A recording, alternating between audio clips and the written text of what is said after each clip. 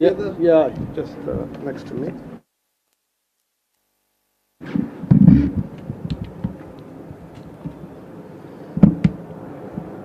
May I use my eyeglass? Is that okay? Sure. Oh, no.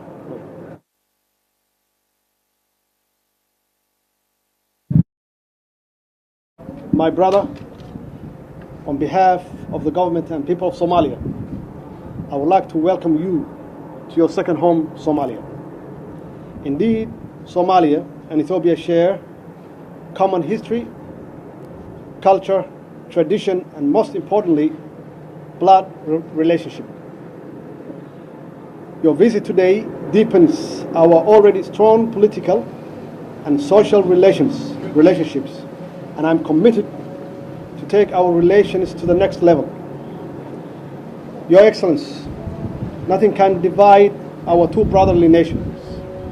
It's our obligation to ensure peace and prosperity of our two great nations through economic integration in order to lead our people to a prosperous future. Please allow me to pay a tribute to the tremendous sacrifices made your military servicemen who serve in AMISOM in the fight against terrorist organizations who pose an existential threat not only to Somalia but also to the region. My government is spearheading progressive reform in the security, economic and social sector, which will reinvent the fortunes of our country. Despite the challenges, my government is determined to fully utilize every tangible opportunity to continue to take Somalia forward. There will be no delay. There will be no disruption. Our fate is intricately linked. It's with this in mind that we must continue to collaborate and collectively work to defeat the current scourge of our region, terrorism and insecurity, and usher an era of economic transformation and prosperity for our countries and the wider region. Your Excellency, as we discussed today, my government is committed to develop strong economic cooperation between our two nations. Thus, I call on the implementation of full economic integration between the two countries to create economic growth, promote investment through development and of the infrastructure, including transportation system, highway, energy, and trade, among other areas. Your Excellency, there is no country better positioned than Ethiopia to benefit from peaceful and stable Somalia. Ethiopia has an advantage not only in terms of shared land border, but also because of favorable land list, including ethnicity, culture, social, economic, security, and political relationships we developed together over the years. There is a need for a visionary leadership in our two countries to harness such strong bonds that already exist for the interest of the people of our two countries. Finally, I would like to welcome you to the fold as the youngest leader of our region. I commend you for the transformative path that you have taken thus far and extend you every support. Thank you, Your Excellency. Thank you very much. Excellency, President Mohammed Abdullahi Mohammed, Excellency Prime Minister Hassan Ali Khayr, Members of Parliament, distinguished guests, ladies and gentlemen, we're here to celebrate Eid in our second home. And greetings from Ethiopia for the people of Somalia. Isko Rama, Wan Imade Eid Mubarak. I want to start by expressing my appreciation to all of you for the warm welcome and hospitality.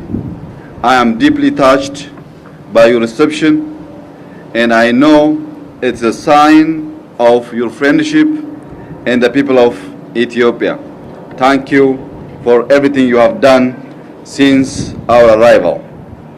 Excellency, I am not here to laminate the past, but to open a new chapter, a new relationship, a new vision, which I want to conquer and work on it in the future.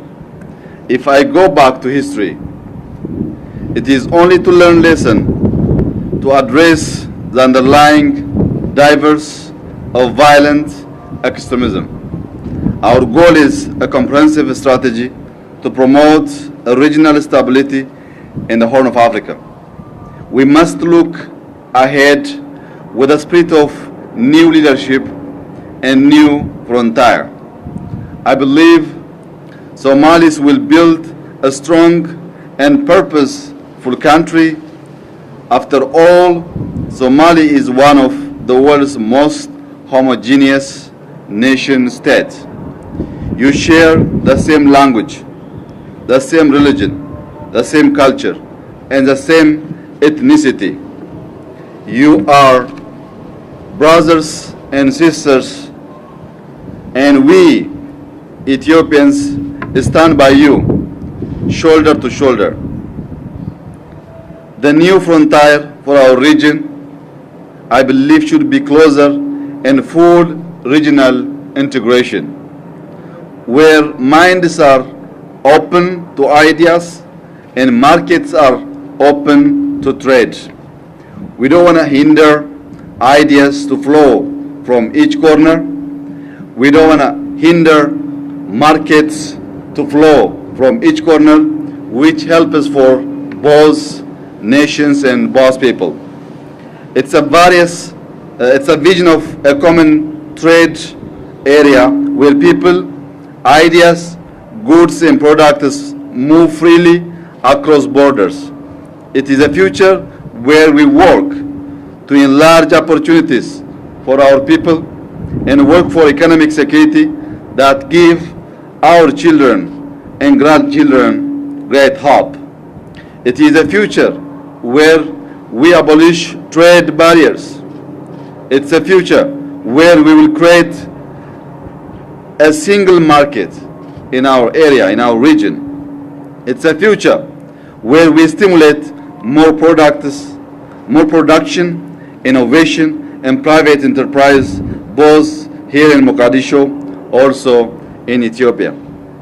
The resource of our region and the talent and capacity of our people can provide abundance for all as long as we are prepared to recognize what we have and renounce fully violence and lawlessness. This vision of the region, a diversity of states, each developing all its culture, each solving its challenges according to its own way, but all of us tied together with a shared purpose and respect one another. I am here to tell you such a common project is quite possible. I am here to tell you that we can strengthen and consolidate our partnership. Finally, which I would like to emphasize, in my belief, we need to adopt and implement a border and joint strategy to promote regional stability in the Horn of Africa. While we need to remain vigilant in our counter-terrorism efforts, we will give equal attention to address the underlying drivers of violent extremism in the region. Regional conflict, lack of trade, and investment, and poverty. In closing, I want to reiterate I am delighted to be here. Somalia and Ethiopia have much in common. We do share blood, we do share culture, we do share religion. We also share rich history. The history of the region on occasion have been tragic, but we know from our experience as well as from conviction, success can be achieved. We can march out of the darkness into the sunlight. We will stand side by side, shoulder to shoulder. We can do better, and we intend to do so. Wahan Urjainai Somalia Gul, thank you very much. Thank you very much. Thank you. So we'll see you in Addis. Absolutely. Thank you.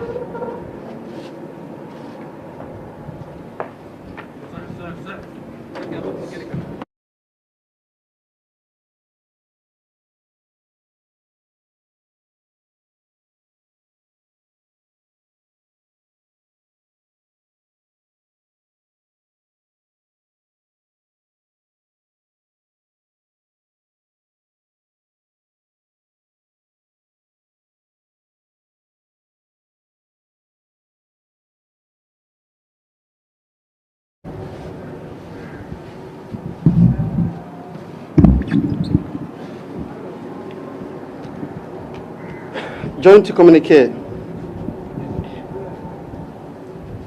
communique issued after bilateral talks between His Excellency Muhammad Abdullahi Muhammad Farmaajo, President of Federal Republic of Somalia, and His Excellency Dr. Abiy Ahmad Ali, Prime Minister of Federal Democratic Republic of Ethiopia, on the occasion of the official visit to Somalia on 16th of June 2018, Mogadishu. At the invitation of the President of Federal Republic of Somalia, His Excellency Muhammad Abdullahi Muhammad Farmaajo, the Prime Minister of Federal Democratic Republic of Ethiopia, His Excellency Dr. Abiy Ahmed Ali, accompanied by a high-level delegation, made an official visit to Mogadishu on 16 June 2018.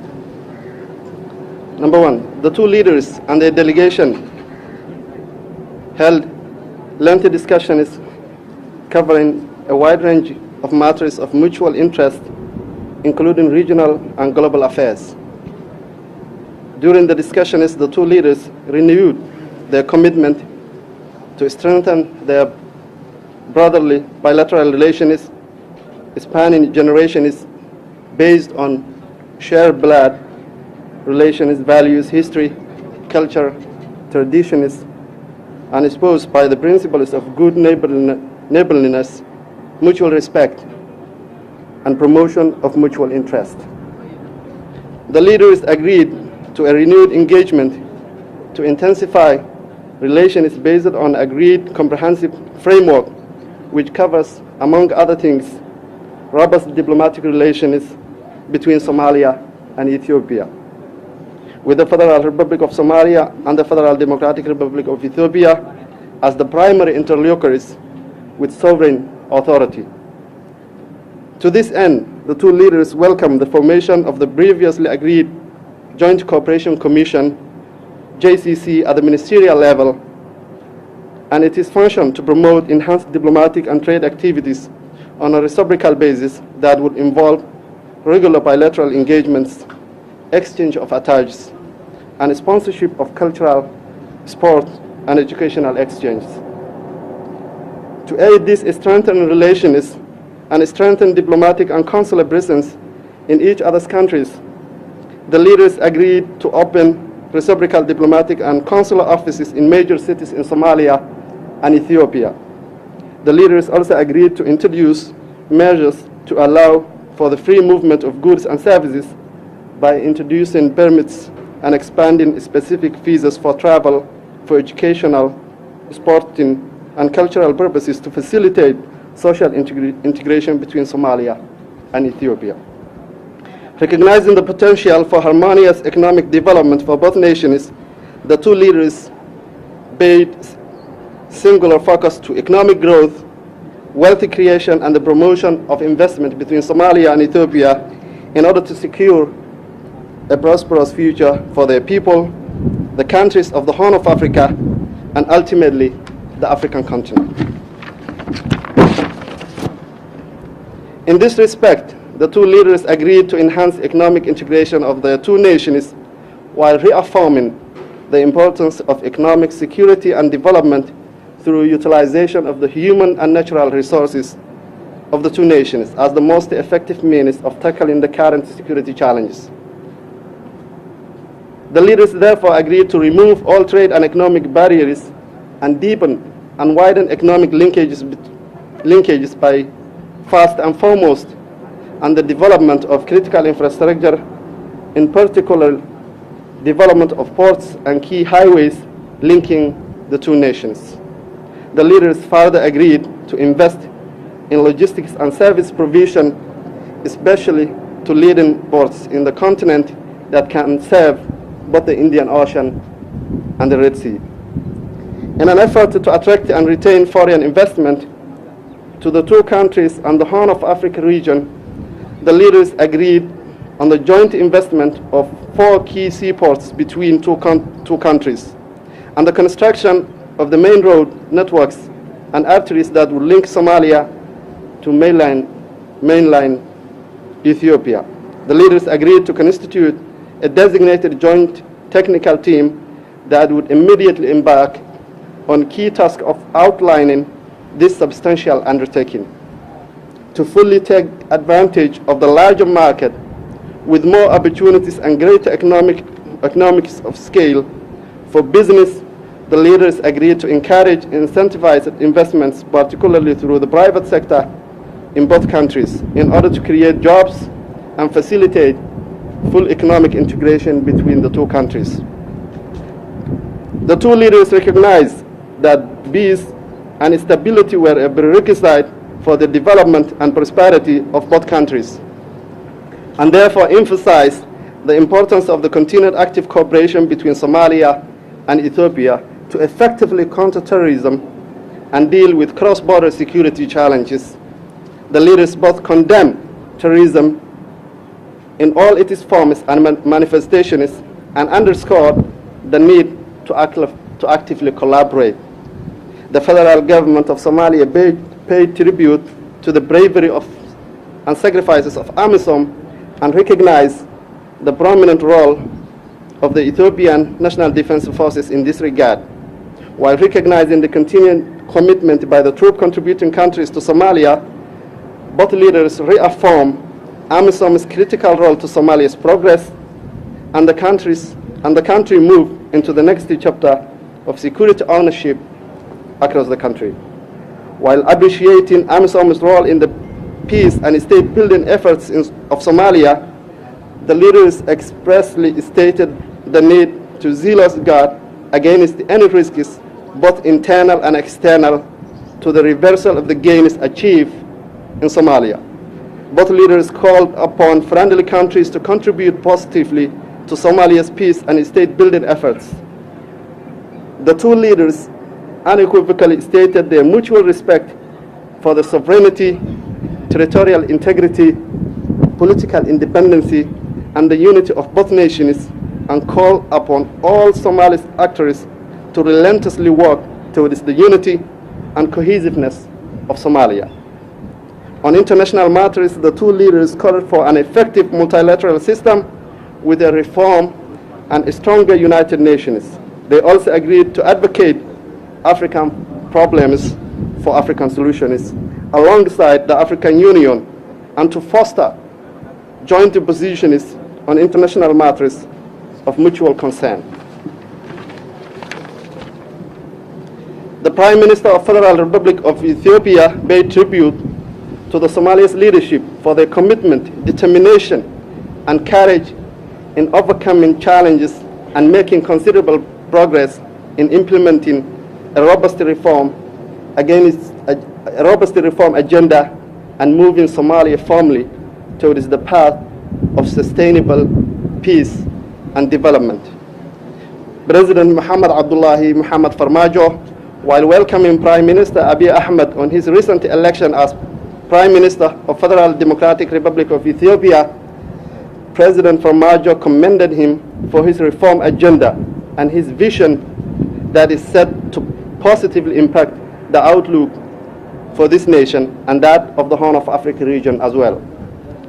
President Muhammad Abdullahi Farmaajo, on behalf of the government and the people of Somalia, expressed the unreserved appreciation to his brother, Dr. Abiy Ahmed Ali, who is on his part thanked the President of Federal Republic of Somalia and the people of Somalia for the warm, gracious hospitality accorded to him and the members of the delegation during their visit in Somalia.